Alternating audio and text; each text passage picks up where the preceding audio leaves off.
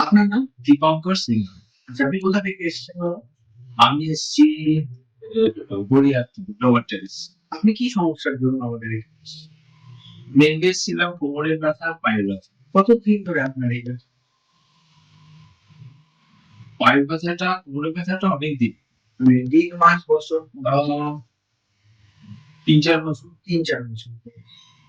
এর আগে আপনি কোথাও ডাক্তার দেখিয়েছেন? আচ্ছা, দেখিয়েছি আলহামদুলিল্লাহ।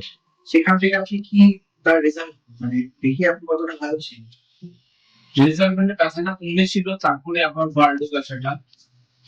কোমরের ব্যথাটাও তাই, ওষুধ খেয়ে কমলো। তারপরে ওরা তো বলেছিল যে সার্জারি করতে হতে পারে কোমরে। আচ্ছা। আর হাঁটুর ব্যাপারে বলেছিল, সার্জারি করতে যায়নি কিন্তু ব্যথাটা খুবই বেড়েছে। ঠিক। তারপরে আপনি ওখানে চিকিৎসা বন্ধ করেছেন। এখন ওখানে আসার পর যে এখানে আপনি কতদিন ধরে চিকিৎসা নিচ্ছেন?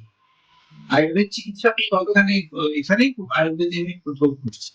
কতদিন ধরে আপনি এখন চিকিৎসা নিচ্ছেন? এক্সাক্ট ডেটটা মনে নেই, 3-4 মাস তো হবে। সামনে 2 মাস ধরে। 2 মাস। আয়ুর্বেদে আসার পরে আপনার কি মনে হলো? চিকিৎসা করার পরে আপনার কি লাভ হলো?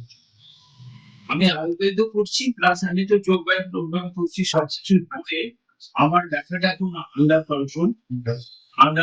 এবং আমাকে যেগুলো অ্যাটাচমেন্ট যেগুলো লাগাতে হতো, কোমরের বেল্ট বা হাঁটু, নি ক্যাপ বা অ্যাঙ্কেল, এগুলো কিন্তু এখন আমার লাগাতে কিছু হচ্ছে। লাগাবেন না। যেগুলো আপনাকে, ওগুলো অ্যালোপ্যাথি চিকিৎসা যখন চলছিল তখন কি আপনি ওগুলো লাগাতেন? না, তখন তখন লাগাতেন না। কিন্তু আয়ুর্বেদ চিকিৎসা করার পরে আপনার ওটা লাগাতে হচ্ছে। ব্যথাটা যখন খুব বাড়লো তখন এখানে এলাম। তারপরে আস্তে আস্তে এগুলো বন্ধ হচ্ছে। বাহ! আপনি এখানকার চিকিৎসা করার পরে আপনি নিজে থেকে কিরকম ফিল করছেন? এখনো পর্যন্ত আমি ঠিকই আছি, ভালোই ফিল করছি। ভালো ফিল করছেন।